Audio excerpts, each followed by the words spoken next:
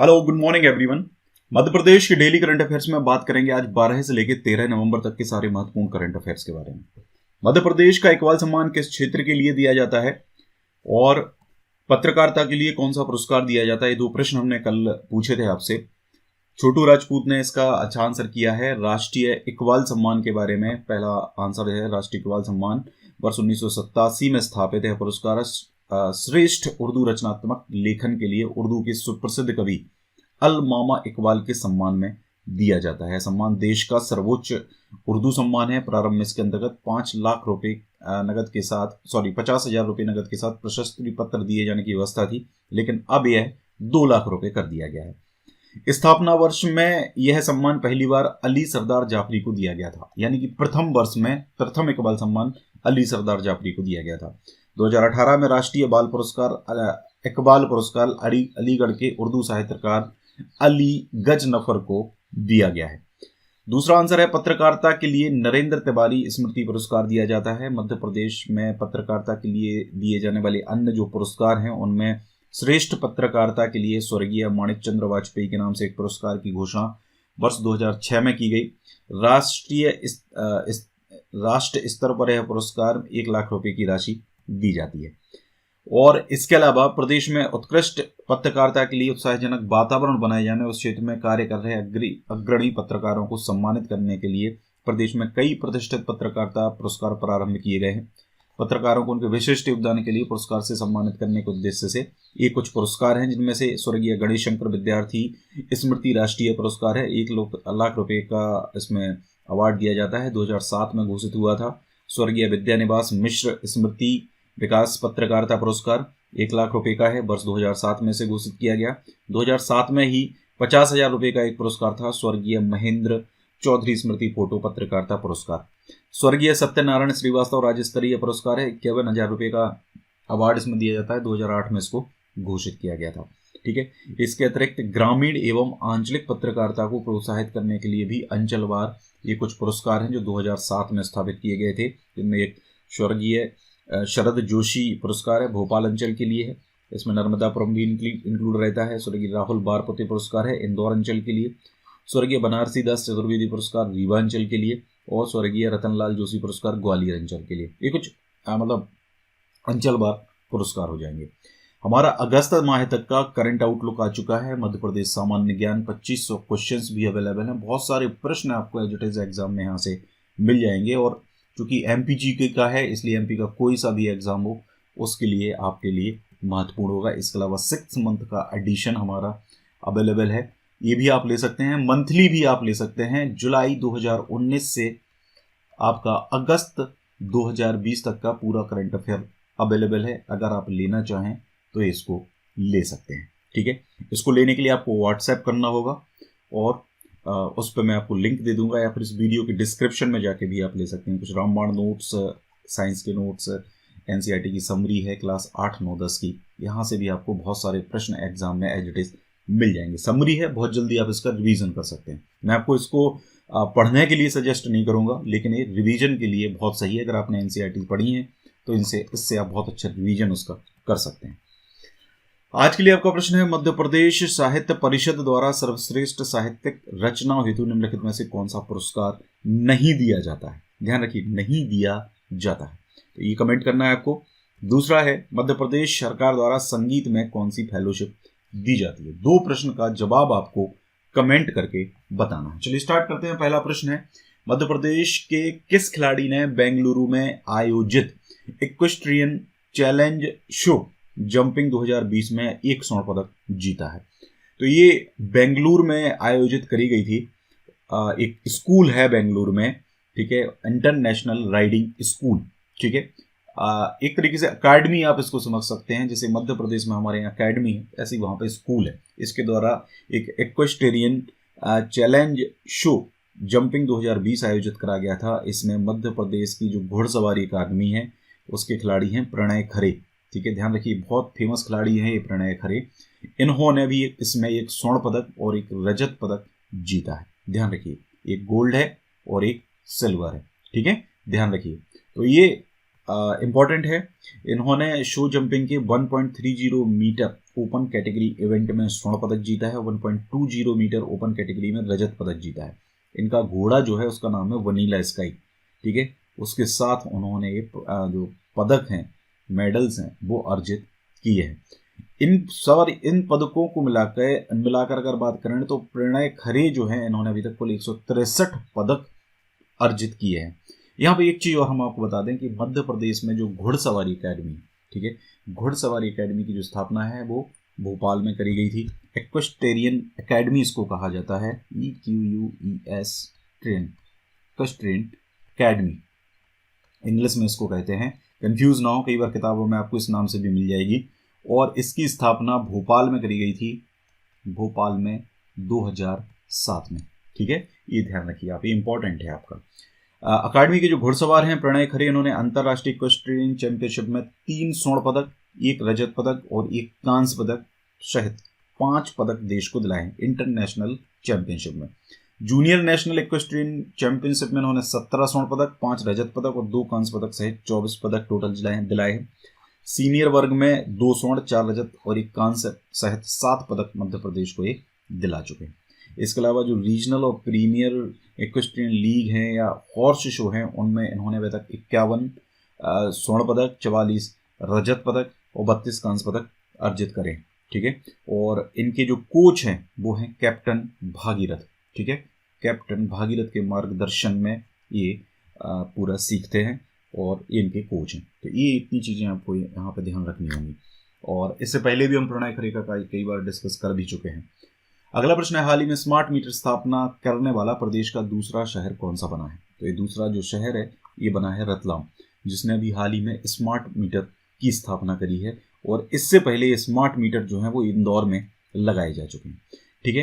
तो प्रदेश का जो रतलाम शहर है, यहाँ पर रेडियो फ्रिक्वेंसी तरीके से, ठीक है, RF रेडियो फ्रिक्वेंसी तरीके से रीडिंग देने वाले अत्याधुनिक स्मार्ट मीटर लगाए जा रहे हैं, जो 18 नवंबर से यहाँ पर लगाए जाएंगे।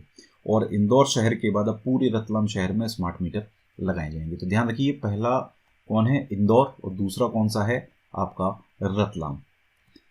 अगला प्रश्न है हमारा, इसमें देखिए, जो स्मार्ट सिटी को पुराने भोपाल से जोड़ने वाली पॉलीटेक्निक चौराहे से भारत माता चौराहे तक, ये एक्चुअल में भोपाल की हम यहाँ पे बात कर रहे हैं कि भोपाल में जो पॉलीटेक्निक चौराहा है और वहाँ से भारत माता चौराहे तक बनाई जा रही जो स्मार्ट रोड है, उसका नाम प्रदेश के पूर्व मुख्यमंत्री सुंदरलाल पटवा रोड के नाम से जानी जाएगी। इसका नाम पूर्व मुख्यमंत्री सुंदरलाल पटवा के नाम से किया जाएगा, ठीक है। ध्यान रखिए, कहाँ से कहाँ तक?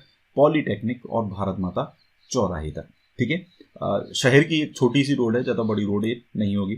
और मुख्यमंत्री शिवराज सिंह चौहान हैं, उन्होंने निर्देश मंत्रालय में संपन्न Bhopal smart city development corporation limited की बैठक में दिए हैं। भोपाल स्मार्ट सिटी परियोजना की टोटल बात करें तो करीब 3440 करोड़ रुपए की ये टोटल परियोजना है, ठीक है। ये इंपॉर्टेंट क्वेश्चन, ये भी आपको पता होना चाहिए। एक और चीज़ हम आपको बताएं, पूर्व मुख्यमंत्री सुंदरलाल पटवा, ये एक्चुअल में सुंदरलाल पटवा जो हैं ये मध्य प्रदेश में 2 बार मुख्यमंत्री बने थे, जिसमें से सबसे पहले जब ये मुख्यमंत्री बने थे तो ये बने थे 1900, मतलब ज़्यादा टाइम के लिए नहीं बने थे, 20 जनवरी 1980 से 17 फरवरी 1980 तक, ठीक है। मतलब करीब 1 महीना भी खैर पूरा नहीं हो पाया था, ठीक है। ये इनका पहला कार्यकाल था।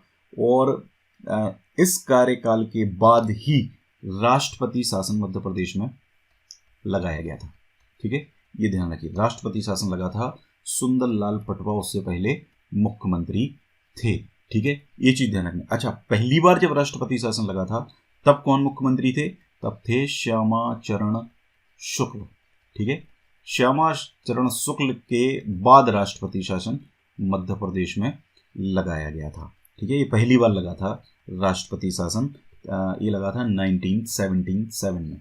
दूसरी बार कब लगा? आपका 1980 में। ध्यान रखिए, बहुत इंपॉर्टेंट क्वेश्चन है, पूछा जाता है, बार बार पूछा जाता है। और आजकल ये भी पूछने लगे हैं कि इससे पहले मुख्यमंत्री कौन था, इसके बाद कौन मुख्यमंत्री बना, ठीक है। ये भी महत्वपूर्ण है।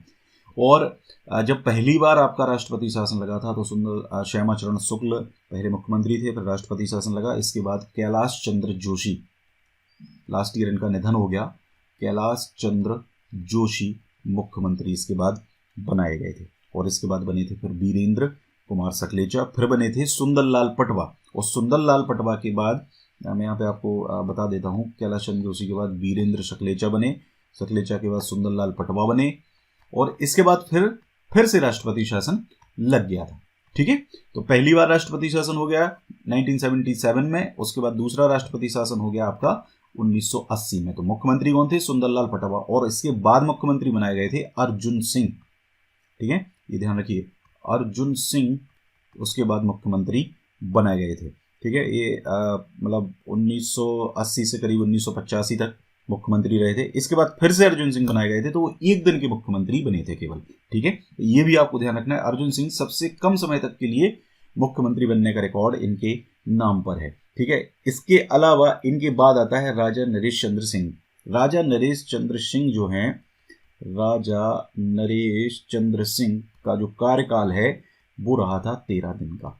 ठीक है, ये दो चीजें आप यहाँ पे ध्यान रख लीजिए। ठीक है, इसके बाद तीसरा जो राष्ट्रपति शासन है वो लगा था 1992 में। ठीक है, ध्यान रखिए कब लगा? 1992 में। तब मुख्यमंत्री कौन था? तब भी मुख्यमंत्री थे सुंदरलाल पटवा। ध्यान रखिए, तब भी मुख्यमंत्री कौन थे? सुंदरलाल पटवा ही थे। और इसके बाद लगा राष्ट्रपति शासन, और राष्ट्रपति शासन लगने के बाद फिर मुख्यमंत्री कौन बना था? फिर मुख्यमंत्री बने थे दिग्विजय सिंह। ठीक है, और फिर दिग्विजय सिंह ने रिकॉर्ड बनाया था सबसे लंबे समय तक मुख्यमंत्री रहने का, मतलब 2 कार्यकाल इन्होंने पूरे करे थे। 1993 में ये मुख्यमंत्री बन गए थे, और 1993 से ये 2003 तक मुख्यमंत्री रहे थे। ठीक है, ये भी ध्यान रखिए। इसके बाद अब ये रिकॉर्ड जो है वो शिवराज सिंह चौहान के नाम पर है, जो कंटिन्यू 2005 से अभी मुख्यमंत्री बनाए गए, और 2005 से रहे 2018 तक। इसके बाद कमलनाथ मुख्यमंत्री बने 1.5 साल के लिए करीब, और उसके बाद फिर से शिवराज सिंह चौहान बन गए थे। ये जो सबसे लंबा कार्यकाल है वो शिवराज सिंह चौहान का ही है। पहले मुख्यमंत्री कौन थे? रविशंकर शुक्ल थे। पहली महिला मुख्यमंत्री कौन थी? वो उमा भारती थी। इसके अलावा रविशंकर शुक्ल हैं, इनका संबंध था सागर जिले से। उमा भारती का जो संबंध है वो कहाँ से था? टीकमगढ़ जिले से। ठीक है, ये ध्यान रखिए, टीकमगढ़ से ही था, अभी निवाड़ी में नहीं पहुंचा है, टीकमगढ़ ही है। ठीक है, ये भी आप याद रखें। ठीक है, तो ये सारी चीजें मैं आपको लगभग बताई दी। आगे बात कर लेते हैं, हाल ही में किस दिन मध्य प्रदेश के इतिहास में बिजली सप्लाई का एक नया रिकॉर्ड कायम हुआ है। तो ये जो रिकॉर्ड है ये आपका 10 तारीख को कायम हुआ है, 10 नवंबर 2020 को। ठीक है, मध्य प्रदेश के इतिहास में सबसे ज़्यादा, जनरली ये जो रिकॉर्ड है ये नवंबर में ही बनता है, क्योंकि इससे पहले मुझे याद है मैंने आपको करंट अफेयर में बताया था ये किस तरीके का रिकॉर्ड और बनाया गया था। वो 21 नवंबर को बनाया गया था, जिसमें प्रदेश में बिजली की एक दिन की सर्वाधिक सप्लाई 2658.69 लाख यूनिट की गई थी। अभी जो ये रिकॉर्ड बना है ये 2789.55 लाख यूनिट बिजली सप्लाई का बना है, जो पूरे प्रदेश में करी गई है। ठीक है, 10 नवंबर को प्रदेश में जो बिजली की मांग है वो 14,147 मेगावाट 14,147 मेगावाट दर्ज करी गई है। मध्य प्रदेश के पास करीब 21,000 प्लस मेगावाट बिजली है, मतलब ये बिजली ज्यादा है मध्य प्रदेश के पास। ध्यान रखिए, वर्तमान में प्रदेश के पश्चिम क्षेत्र विद्युत वितरण कंपनी जो है उस इंदौर और उज्जैन जो लगता है उसमें सबसे ज्यादा 5744 मेगावाट। मध्य विद्युत क्षेत्र वितरण कंपनी जो भोपाल और ग्वालियर से संबंधित है, इसमें बिजली की अधिकतम मांग 4741 मेगावाट। और पूर्वी क्षेत्र विद्युत वितरण कंपनी जो है जबलपुर सागर रीवा संभाग इसमें आते हैं, इसमें 3663 मेगावाट दर्ज हुई। हालांकि ये याद रखने की जरूरत आपको नहीं। ठीक है, ये याद मत रखिए, आपको केवल याद रखना है कि इससे पहले 21 नवंबर को हुई थी। अभी 2789.55 लाख यूनिट बिजली की सप्लाई करी गई है 10 नवंबर को, जो अपने आप में एक रिकॉर्ड बनाया गया है। अगला प्रश्न है, जैसा कि आप देख पा रहे हैं, आत्मनिर्भर मध्य प्रदेश रोड मैप 2023। मुख्यमंत्री शिवराज सिंह चौहान ने कब आत्मनिर्भर मध्य प्रदेश के विकास का रोड मैप 2023 जारी किया है? तो ये जो जारी है कल करा गया है, 12 नवंबर को जारी करा गया है मुख्यमंत्री शिवराज सिंह चौहान के द्वारा। ठीक है, 12 नवंबर को मिंटो हॉल भोपाल में आत्मनिर्भर मध्य प्रदेश के विकास का रोड मैप 2023 तक जारी किया गया है। इसमें बहुत सारी चीजें हैं जो मैं आपको पीडीएफ में इंक्लूड करूंगा, क्योंकि बहुत बड़ा है, वो अपने आप में एक बड़ा सेक्शन है। तो आत्मनिर्भर मध्य प्रदेश के नाम से एक पूरा सेक्शन रहेगा।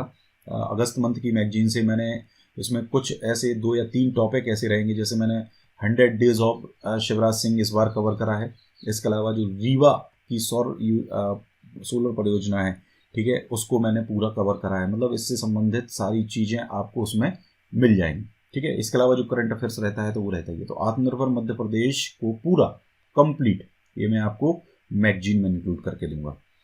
इसके अलावा इन्होंने कहा है कि विकास में जन सहभागिता और मॉनिटरिंग की व्यवस्था का नया ढांचा खड़ा किया जाएगा। ग्राम, जनपद और जिला स्तर पर दीनदयाल समितियां गठित कर जन सहभागिता और मॉनिटरिंग सुनिश्चित की जाएगी। आधुनिक टेक्नोलॉजी का हर क्षेत्र में व्यापक उपयोग करके विकास कार्यों में पारदर्शिता बढ़ाई जाएगी। खेती में आधुनिक ढंग से उत्पादन और उत्पादकता बढ़ाकर खेती को लाभ का धंधा बनाया जाएगा। मतलब ये बेसिक समरी आप इसको समझ सकते हैं कि आत्मनिर्भर मध्य प्रदेश का जो रोड मैप बनाया गया है उसकी ये समरी है पूरी, ठीक है। नरेंद्र मोदी के आत्मनिर्भर भारत की रणनीति पर आत्मनिर्भर मध्य प्रदेश का रोड मैप जारी करने वाला मध्य प्रदेश देश का पहला राज्य है, ठीक है। आत्मनिर्भर भारत की रणनीति पर आत्मनिर्भर मध्य प्रदेश का रोड मैप जारी करने वाला मध्य प्रदेश देश का पहला राज्य है। ध्यान रखना है इस पॉइंट को आपको, ठीक है। या ये प्रश्न ऐसे भी बन सकता है कि आत्मनिर्भर भारत की रणनीति पर किस राज्य ने सबसे पहले रोड मैप जारी किया है, ठीक है। आत्मनिर्भर मध्य प्रदेश के रोड मैप में अधोसंरचना विकास, स्वास्थ्य, शिक्षा, अर्थव्यवस्था, रोजगार, सुशासन पर स्पष्ट रणनीति तैयार की गई है। इस रोड मैप के आधार पर ही जो मंत्री हैं वो अपने विभागों की योजना बनाएंगे, उनको तैयार करेंगे, उनको क्रियान्वित करेंगे। मंत्री व प्रशासन के हर स्तर पर जिम्मेदारी तय की जाएगी और उसकी प्रत्येक स्तर पर सख्त मॉनिटरिंग भी होगी। सबसे ज़्यादा महत्वपूर्ण होती है मॉनिटरिंग।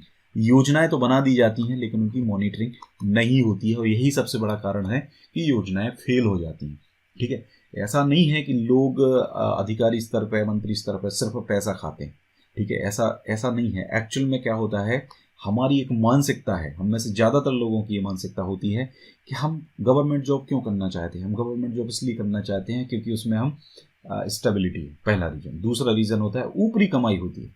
आज भी हमसे जब कोई पूछता है तो क्या करते हुए हम सरकारी नौकरी में, एसएस डिपार्टमेंट में, कुछ ऊपरी कमाई होती है क्या? मतलब एक मानसिकता ऐसी बन गई है, ठीक है। तो ये बहुत ज़्यादा जरूरी है कि आप अगली जो जनरेशन आ रही है वो इस मानसिकता को ख़त्म करें। सैलरी अच्छी है, आप ईमानदारी से भी अच्छा पैसा कमा सकते हैं, ऐसा नहीं। तो मॉनिटरिंग सबसे ज़्यादा जरूरी होती है किसी भी योजना के क्रियान्वयन के लिए। तो गाइस ये पूरा था आज का वीडियो। अगर अच्छा लगा है तो वीडियो को लाइक करें, शेयर करें वीडियो को ज़्यादा से ज़्यादा और कमेंट करें वीडियो पे। Thank you very much.